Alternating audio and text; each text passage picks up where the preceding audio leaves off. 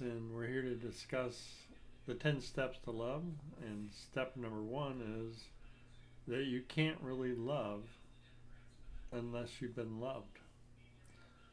And when it comes to our families and our neighbors and how we're being raised in school, this determines a lot of how we feel loved.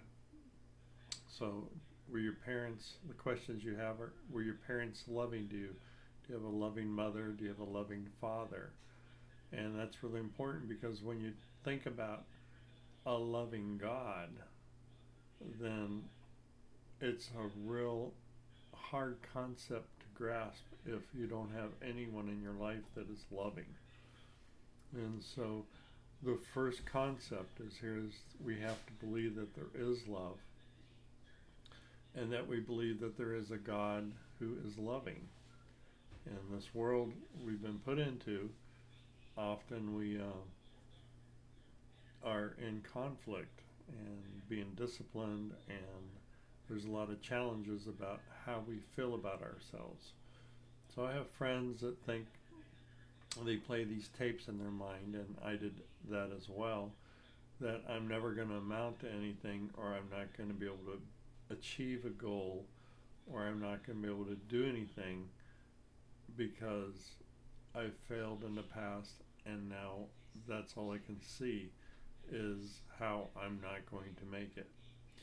So the Bible has been misused and abused, and so people, when you say God is love, they have trouble imagining what that is, because when they go into a church or a place that talks about God, it can be very unloving if you're not consistently like the people around you.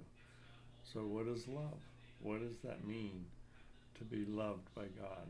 That's a concept, and it's really important that we understand it emotionally, that God loves us.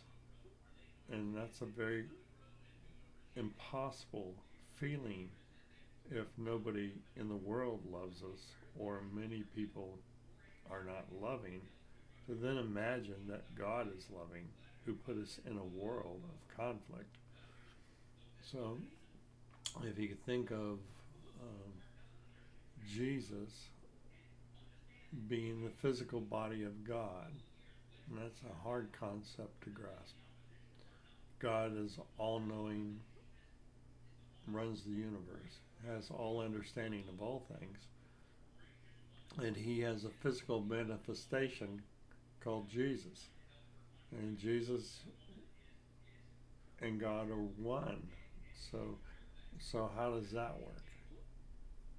Those are complicated concepts. And Jesus and God made it simple. So, for God so loved you that he gave himself, physical body, Jesus, that if you believe in him, you could have everlasting life. In other passages says you will become sons and daughters of God. So most of us don't understand what that means because we don't know what love is. So the first step is acknowledge that there is a God and that he loves you, and all you have to do is understand that he took the liability, he took the responsibility for our creation. So all the mistakes and all the pain and all the terrible things that you're feeling in life, he took it upon himself to feel that pain and suffering along with us. And that's a relationship. All that is required is you acknowledge that God did that for you and that you accept his love through that sacrifice. So that's very difficult for people because they want to do it on their own, and they want to achieve things without submitting to God. And so they want to work their way to heaven or they want to chant a prayer, or they want to say something over and over. So how do you do that in front of an all-knowing God? He's created the world, he spoke everything in the universe into existence, and he's actually running it. It's an insult to him. So you have to be submissive and attentive and welcome love into your life. So another way to say that Bible verse is, for God so loved me and so wanted to be in a relationship with me and so wanted to have companionship with me that he's willing to make a deal that if I just believe and serve him, that he will enter my life and enter my heart and soul and bring me to a new place, a place of love, a place of compassion, a place of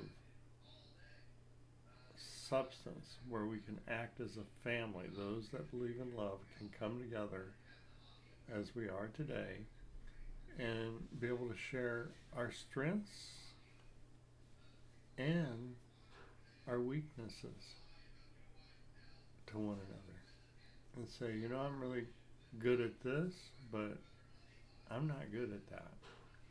And so churches, when you go to church, you're not really allowed to say, I'm not good at that, because they're doing this law thing.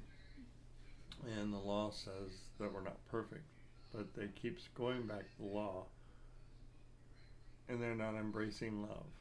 So the first step in being successful, being loved by God, is to, one, connect to that first relationship with God directly and ask his love to come into your life.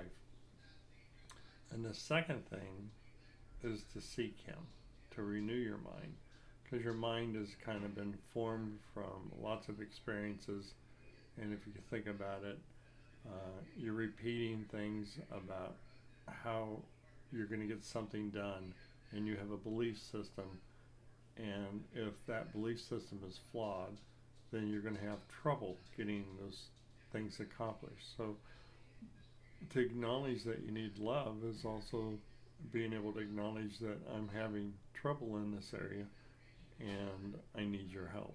I need you to help me move from A to B because I'm having a rough time with that. I'm trying to raise my children and they're running around and they're not disciplined. And what do I do to help give structure to my family? And simple things like having dinner at the same time, having the family sit down and be able to talk about things. This is an important part of our social structure.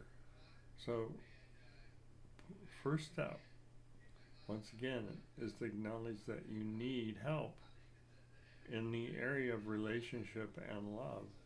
And the source of love is God. So acknowledging that is the first step.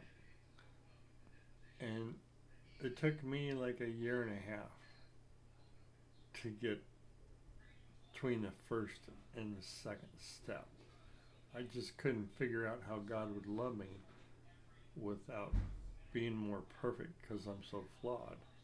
So I had a rough time. I understood how he loved other people, but I had trouble with how he loved me. I don't know what how you feel about it. So you could write in the comments things that you're struggling with. Don't share anything that you don't want to be criticized on, because I know a lot of people don't comment well on Facebook. But just be open to say, I need help and I want change in this area, and I'm asking God to come to me, and I'm going to sit here and pray that the God of love will come into my life.